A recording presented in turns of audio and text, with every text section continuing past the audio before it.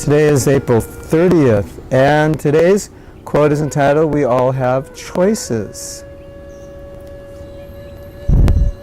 We are all endowed with free will, therefore we always have the power to think and behave differently, and thus create more desirable outcomes.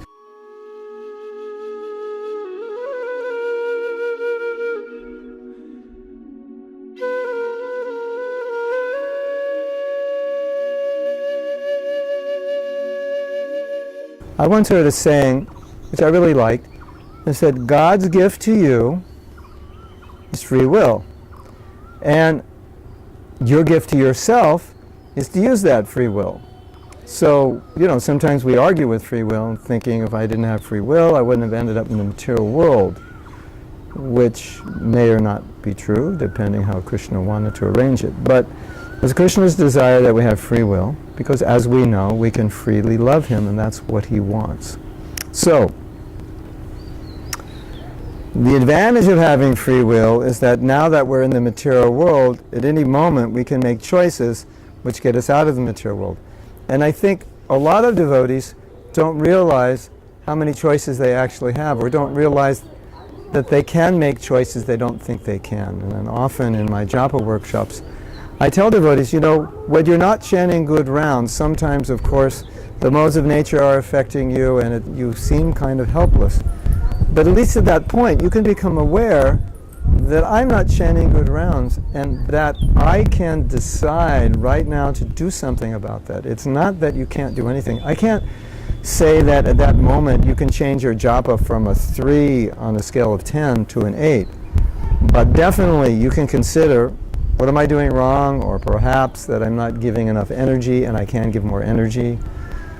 Or whatever it is, more focus, more attention. Whatever it is, you can be aware, you can be introspective, self-reflective, and you can start making some incremental changes. You can do something. So the point is, we can do a lot more about our situations than we actually think we are.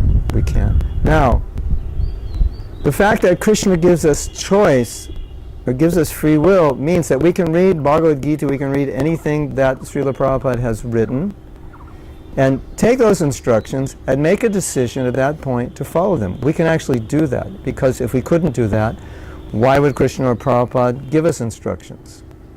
Now, if you're in the mode of ignorance, it may feel like you can't do anything, because the mode of ignorance is such that it just makes you feel disempowered, like really, really incapable or handicapped of making any kind of change. But you should understand that's what the mode of ignorance does. But even in the mode of ignorance, we still have free will to make a decision to get out of the mode of ignorance. So that's really good news. Now, a lot of us feel that we have a very strong nature and it dictates how we behave, which is true, but not in all situations and all circumstances. Again, we can make choices about things we do. At least we can also make choices about how we react to things we do. And amazingly, what I think many of us don't realize is that even though we have a nature which dictates more or less how we behave, we still can control behavior. So my nature may be to be very extroverted, but sometimes I need to control that, because in certain environments, being extroverted is not good. It doesn't work, it doesn't help. So in some environments, I need to be just quiet. I need to listen. And even though I'm extroverted, I can do that. It doesn't mean I've changed my nature.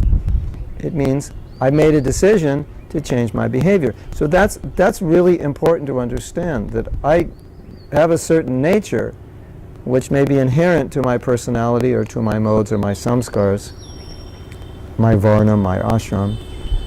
But my behavior within that varna and ashram, or character behavior, I have much more control of than I actually think. Now, some of us are naturally inclined to one varna or one ashram, but not all of us are necessarily end up in the varna or ashram that we ultimately realize that we're most inclined to. But so we have to make adjustments, nature and behavior. We have to behave in ways which are conducive to that varna and ashram, at least while we're in it. Maybe you realize you're not a brahmachari, but you want to change. But as you want to live for a few years as a brahmachari, so you act that way. You adopt the lifestyle of a brahmachari, even though you realize that in the future you'll get married.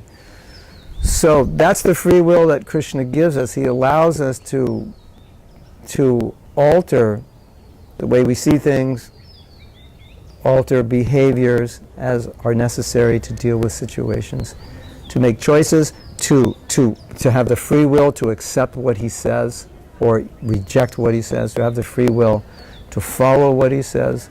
Vishwanath Chakravarti Thakur said if Krishna didn't give us free will, then karma wouldn't make any sense, because if you have no free will, how could you be held responsible for doing something? Just like animals are not held responsible. Why are animals not held responsible? Because animals are instinctive beings.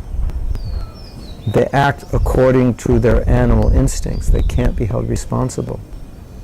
Sometimes a dog may bite someone who trespasses on a property. Well, that's what dogs do. That's their nature. You can't blame them for doing that. Maybe you can try to blame them. You can tell them they were bad, but that's their instinctive nature.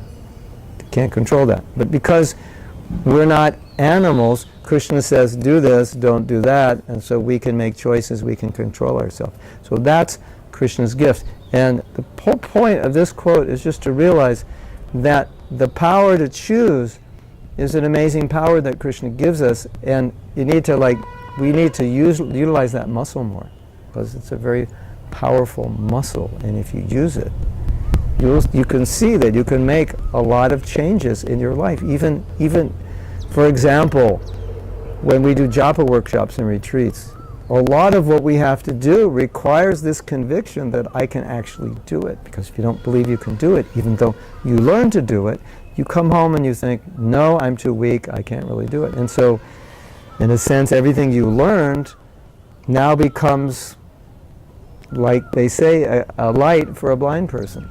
It's just information that you've gathered, but you really feel you can't put it into practice because you don't feel you're strong enough. But if you're convinced that you have this power to make decisions, to change things, to decide that you can do things that you thought you couldn't do, and so it's really amazing when you start employing that in your life, because you see it's actually true. And you start becoming able to do things better than you thought you could do than before, or maybe even doing things you've never done before. So that's the idea of today's quote. Hare Krishna. Srila Prabhupada ki jai.